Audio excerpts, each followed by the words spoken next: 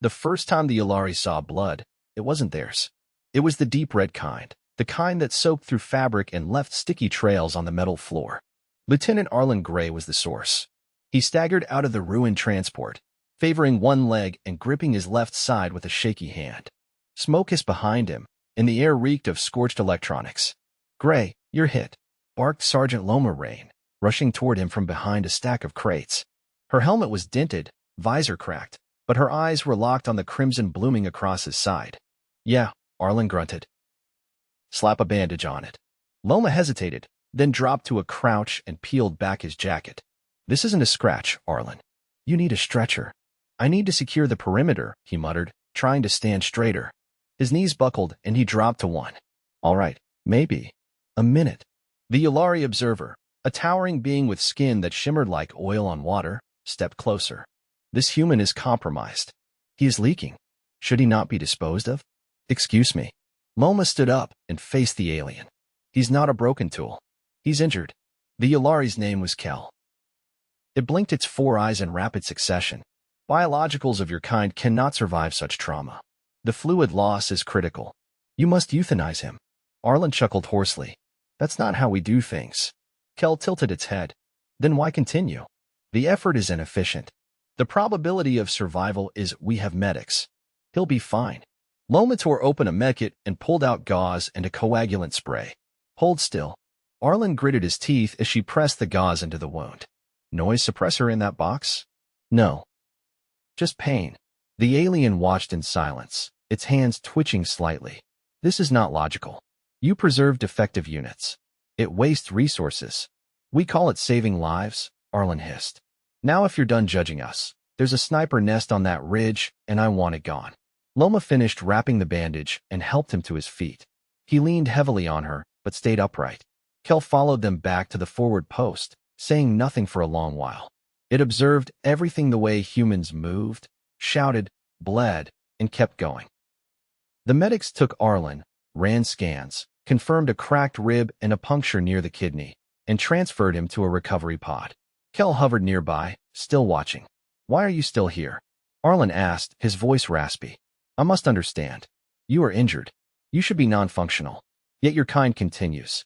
"Pain isn't always the end," Arlen said. "It's just another step." "That is not efficient." "No," he agreed. "But it's human." The next morning, Arlen was still in the med bay, hooked up to fluids and resting. His side ached and his breath came shallow, but he was stable. Kel returned, looming over him like a question left unanswered. "I have reviewed your physiology," the alien said. "Your tissues regenerate slowly. Recovery time is estimated at 22 days. "Sounds about right," Arlen muttered. "Why did you not shut down?" "What, pass out?" "Didn't have the luxury." Kel tapped a tablet. "You had options. Retreat. Surrender. Allow replacement." "I had 2 squadmates pinned down. I wasn't leaving them." The alien was silent for a moment. "Your behavior is contradictory to survival logic." Arlen gave a weak laugh. "We've got a different kind of logic." Kel turned and walked out without another word. 2 days later, the Yulari Council arrived. There were 5 of them, each taller than Kel, each with polished armor and long golden ropes. Their arrival coincided with a renewed offensive from the Gidrick's spine, crab-like creatures that had been raiding supply routes across the southern hills. The Council had come to observe human combat strategies firsthand, curious about their resilience. Arlen was still grounded, but he was allowed to attend the strategy briefing. He walked stiffly, ribs taped and movement slow. The room buzzed with tension as the aliens entered. Commander Vex, the lead Yulari, addressed the assembled humans. "We have monitored your engagements. Your casualties are high, yet you persist. We request a demonstration." "Of what?" asked Captain Darren Hale. "Your response to injury. Your capacity for continuation. We wish to see how far your kind can operate under duress." Arlen leaned on a chair. "You want to see someone get shot and keep moving?" "Precisely." There was a long pause. "Are you asking us to wound one of our own?" Loma asked, incredulous. "No. We request observation during a natural engagement, preferably one where injury is likely." Arlen raised a hand. "I'll go." "Graye, you're not cleared," the medic said from the corner. "I'm stable, I've got armor, and I know the terrain," Arlen replied. "Let's take them to Ridge 3. Gidricks have been nesting there." The area was hot. Arlen, Loma, and two others geared up. Kel came along, silent as ever. The Yulari Council followed in a separate crawler, protected by shielding drones. They reached Ridge 3 at dusk. The sun bled across the sky in orange streaks. Arlen moved carefully, every step a reminder of his injury. He tried not to favor his side too much, knowing Kel was watching. They made contact within 15 minutes. A Gidrick scout burst from the underbrush, claws snapping. Loma opened fire, dropping it in 2 shots. More followed 6, maybe 7 advancing in a spread pattern. The team took cover behind a downed transport. Arlen popped up to return fire, felt a searing pain in his thigh, and dropped with a grunt. "Hit," he shouted. Loma dragged him back behind the wreck as plasma bolts sizzled overhead. She tore open his pant leg and saw the wound. "Through and through," she said. "You're lucky." "Define lucky," he groaned. She sprayed coagulant and wrapped it tight. "Bandage on." "You good?" "Yeah," he said, breath ragged. "Let's finish this." Kel had moved up beside them. "You are bleeding again." "Yeah," Arlen replied. "It's fine." "Slap a bandage on it." Kel's gaze lingered. "Why?" "Because there are people out there who need me at this moment. I'll rest when it's done." The firefight lasted another 10 minutes. The Gidricks retreated. Arlen limped to his feet, leaning heavily on Loma.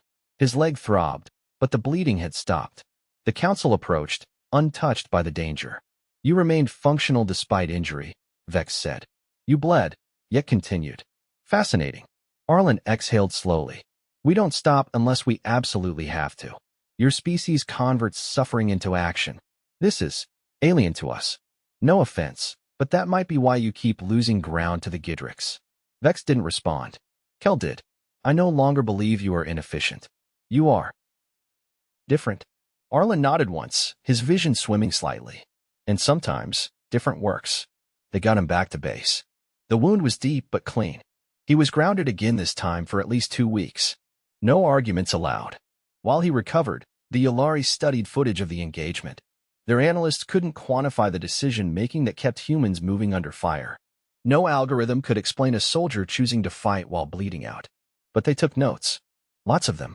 A week later, Kel returned to the med bay. "I have begun training simulations," it said. "Based on your behavior. The others resist. They say it is madness. But I believe. It may be effective." Arlen gave a tired smile. "Welcome to the madness." Kel placed a data tablet on the table. "I have also replicated your triage kits. They include your bandages." "Good. You'll need them." "Will I?" Kel asked. "You will if you want to win."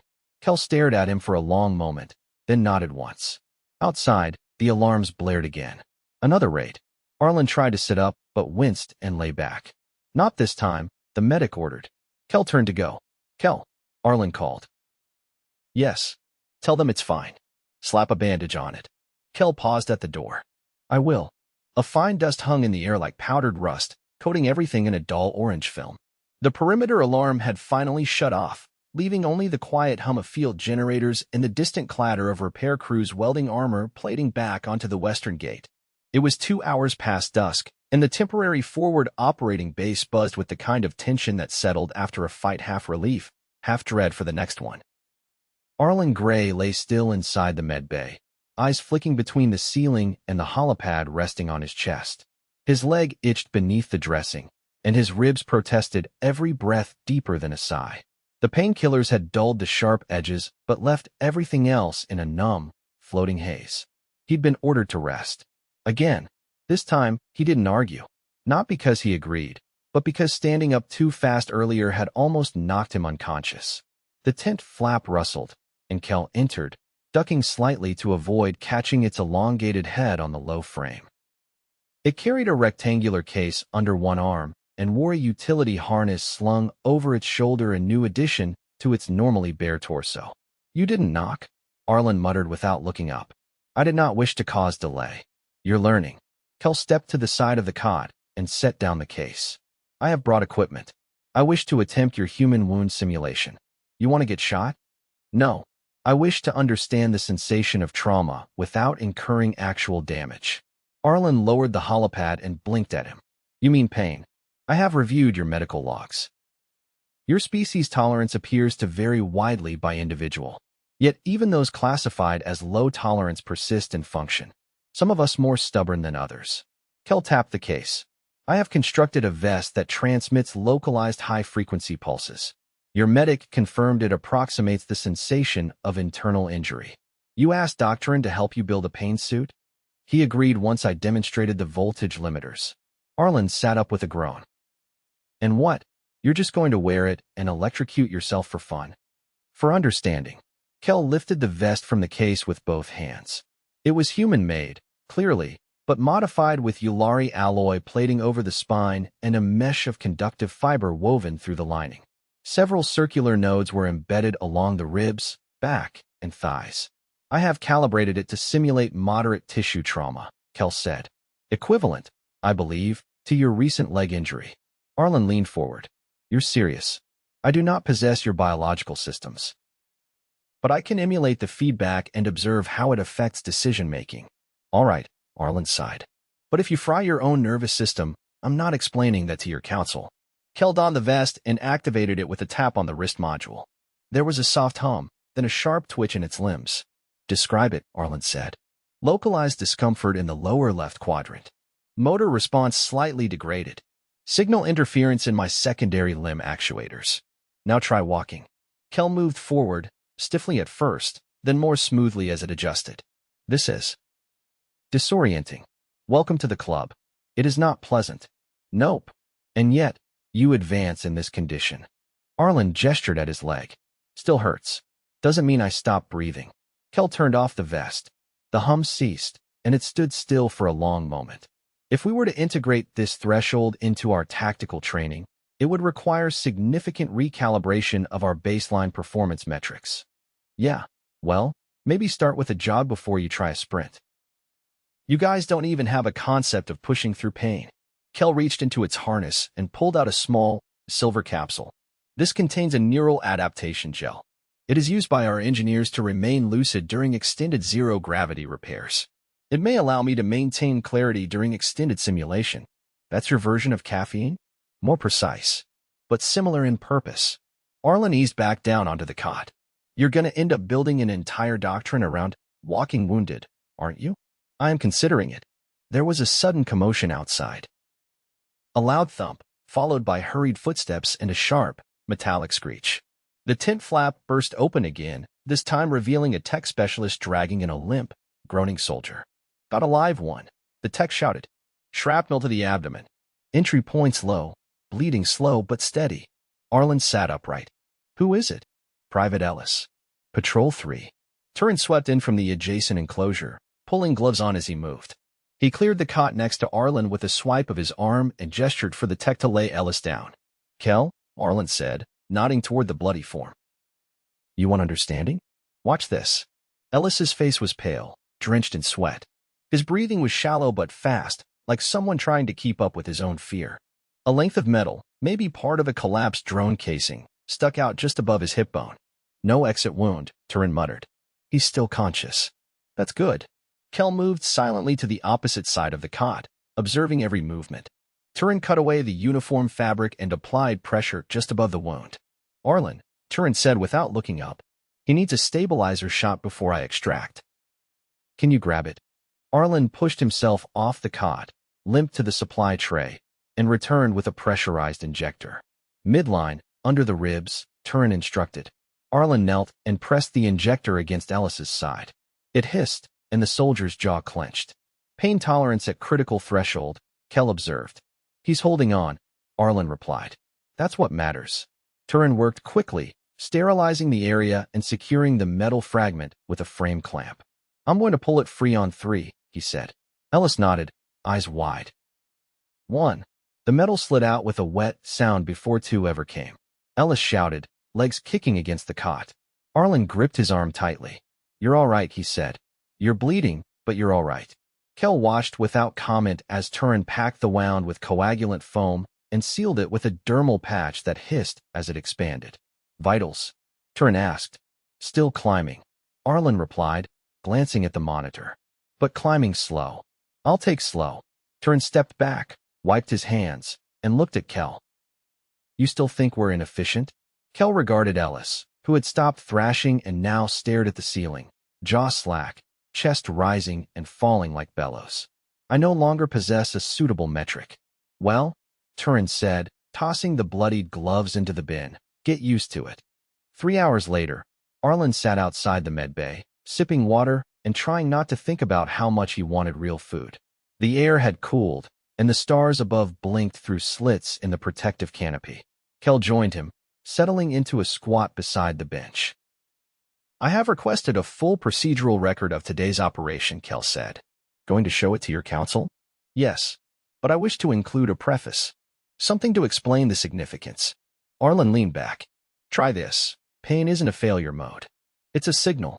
We just choose to ignore it when the moment calls for more. Kel considered that. Your biology is flawed by our standards. Yet your actions suggest otherwise. We're not built to last, Arlen said. We're built to endure. Kel tapped its data module. I will include that. The camp lights dimmed, and in the distance, the first faint hum of patrol drones began their midnight sweep. Arlen finished his water and stood slowly.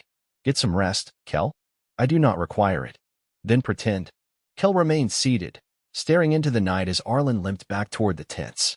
The simulation vest still hung from the bench, silent and inert. By morning, Kel had rewritten the Yulari training protocols. They now included a line item called Condition, Human Threshold Tolerance. And underneath it, a single directive, slap a bandage on it. Keep moving. A thin line of steam curled from the scorched earth, the aftermath of a short but furious skirmish that had left the southern approach littered with shattered Gidrick's armor and half-melted drone parts. The sun hadn't yet broken the ridge, but the sky was already pale with approaching light. A breeze carried the acrid tang of plasma discharge, and something more organic burnt chitin and blood, neither of it human. Sergeant Arlen Graye knelt beside a shallow crater, sleeves rolled up past his elbows, hands gloved and steady despite the sharp ache still lingering in his ribs. A field light buzzed above, casting a jittery glow over the motionless form of Corporal Dia Evans. She was breathing, barely. The impact had thrown her into a jagged outcrop, and now her leg was bent at an angle that made Arlen's stomach contract. You still with me? He asked. Dia's lips moved. No sound came out. He leaned closer, one hand steadying her shoulder. Don't talk. Just blink if you hear me. Her eyelids fluttered once, slow and deliberate. All right. That's good. That's really damn good. Behind them, Kel stepped over a dismembered Gidrick's limb and crouched low. Its armor had been modified since last week, thicker plating on the joints, a coiled brace system on the lower back that looked like it had been lifted from a human exosuit. She is compromised, Kel said. Arlen didn't look up. She's alive. She cannot walk. Blood loss is increasing. Bones are misaligned. Her temperature is dropping. That's what the medkit's for. He tore open the side pouch of his vest and unpacked the trauma sealant, thermal wrap, and 2 coagulant cartridges. He worked silently, efficiently. First, he cinched the thigh above the break with a pressure strap, then injected the sealant around the deepest laceration and watched it foam up, hardening into a dull gray shell. Kel adjusted its stance, watching everything. What is the purpose of the wrap? She's cold. Blood's pulling inward. If her curve drops, she'll crash. Kel reached forward. Allow me. It took the wrap, gently placed it over Dia, and activated the microheaters. The fabric shimmered slightly as warmth pulsed through it. She has not screamed, Kel said. Not once. She's trying to stay conscious. That is not logical. No, Arlen said. It's familiar. Dia blinked again, slower this time. Kel tilted its head. How long until she can be extracted? Evac's 15 minutes out. Maybe 20 if the ridge is still hot. Kel's gaze swept the horizon. I will clear it. Arlen shook his head. Hold up. I am faster than the aerial unit. If I eliminate remaining hostiles, retrieval will be uninterrupted. You're not going alone. Kel rose. I will not engage. I will observe and signal. I have adapted to your threshold model. Arlen nodded once. Go. Kel moved with surprising grace for something its size, vanishing behind a line of boulders with barely a sound. Arlen turned back to Dia, adjusted the wrap, and checked her pulse again. Slow but steady. You're doing good, he said under his breath. You're not going anywhere. The evac transport arrived 17 minutes later, skimming low over the ridge before settling down with a hiss of stabilizers. The med crew moved fast. One of them, A red-haired corporal with a field scanner slung over his shoulder knelt beside Daya. Vitals. Pulse is 86. She's hypovolemic, but I've sealed the worst of it. Left femur shattered. The corporal nodded and started prepping the stabilizing braces. Her odds. She made it this far. That's more than odds. They lifted her gently into the stretcher, securing her limbs with soft straps. As they moved toward the transport, Kel reappeared, flanked by 2 Yulari scouts. These ones were smaller, lightly armored, and carried slender sensor rods instead of weapons. Area is clear, Kel announced. Residual heat signatures from Gidrix remains only. No movement. Appreciated, Arlen said, climbing into the transport behind the stretcher. The ride back was silent except for the occasional beep of the monitor. Daya's hand twitched once or twice, but she didn't open her eyes. Back at the base, the med bay was already on alert. Turin met them at the door, waved them through without a word, and disappeared into the surgical wing with the stretcher team. Arlen didn't follow. He knew when he wasn't needed. He sat outside, elbows on his knees, watching the sky lighten into a burnt gold. Kel stood beside him, quiet. She will survive? Kel asked. Yeah. You are certain? She had a leg shattered in 3 places, bled for 20 minutes, stayed awake the whole time, and never screamed. That's not the kind that gives up. Kel was silent for a moment. Then, you were calm. I've seen worse. Kel turned its head slightly. How do you endure the repetition? What repetition? Pain, loss, bleeding, recovery. Then again, Arlen reached into his jacket and pulled out a protein bar, unwrapped it, and took a bite before answering. Because we don't do it to suffer, he said around the chill. We do it so the next one doesn't have to. Kel stared at him. I do not understand how you continue choosing this. You don't have to understand it. You just have to be there when it counts. Kel didn't answer. Instead, it looked up at the medbay canopy. I will requisition additional wraps, it said after a long pause. And more sealant. The standard loadout is insufficient. Arlen smiled faintly. Now you're thinking like us. That evening, the council returned. They had been observing from orbit, reportedly reviewing footage and telemetry from the frontline engagements. Kel was summoned to the command dome, and Arlen was invited as well, though more out of curiosity than protocol. Vex, the senior counselor, stood behind a curved table made of matte black alloy, flanked by 2 advisors. Their expressions were unreadable, their voices clipped and formal. We have reviewed the engagements, Vex said. Your methods remain inefficient by our projections. Then your projections are wrong, Arlen replied without shifting his stance. Kel didn't interject. You expend more energy preserving wounded units than eliminating threats. This is counter to strategic logic. I'm not interested in your logic, Arlen said. I'm interested in not leaving people behind. Vex motioned to one of the advisors, who tapped a console. A display unfolded in midair, showing footage from the ridge, Arlen working on Daya, blood on his gloves, Kel applying the wrap. You delayed evacuation by 7 minutes, Vex said. And she's alive because of it. The advisor tilted its head. Survival is not a guarantee of strategic advantage. Arlen stepped forward. You wanted to understand why we keep going when we're hurt. Why we bleed and don't stop. It's not about advantage. It's about each other. Kel finally spoke. Your metrics are insufficient. You do not account for the psychological impact of recovery. You do not measure resilience as a tactical asset. Vex looked down at the table. Explain. Kel's voice was steady. The humans do not measure success by preservation of resources. They measure it by how many return. This alters unit cohesion, increases morale, and reduces long-term attrition. Arlen crossed his arms. You want efficiency? Try loyalty. Try knowing the guy next to you will drag you back even if it kills him. Vex said nothing for a long time. Then, we will revise the metrics. Outside, the sky had turned violet. The base was quiet again, save for the distant sound of welding torches and the low thrum of patrol drones. Arlen returned to the medbay just as Turin stepped out. She's stable, the medic said. Up for now, but she'll walk again. Arlen exhaled slowly. Good. She asked for you when she came to. Wanted to know if the Gidrix got you. He chuckled once. Tell her I'm too stubborn. Turin gave a tired nod and walked off. Kel stood near the door, watching the corridor. Your wounds are many, it said. Yeah, they add up. Yet you do not stop. Arlen looked down the hall, where Daya was resting behind a sealed door. No, he said. We don't. Kel turned toward the exit. I will update the training protocols. The new directive will be implemented within the cycle. Let me guess, Arlen said. Slap a bandage on it. Kel paused. And keep moving. Then they both walked into the cooling night.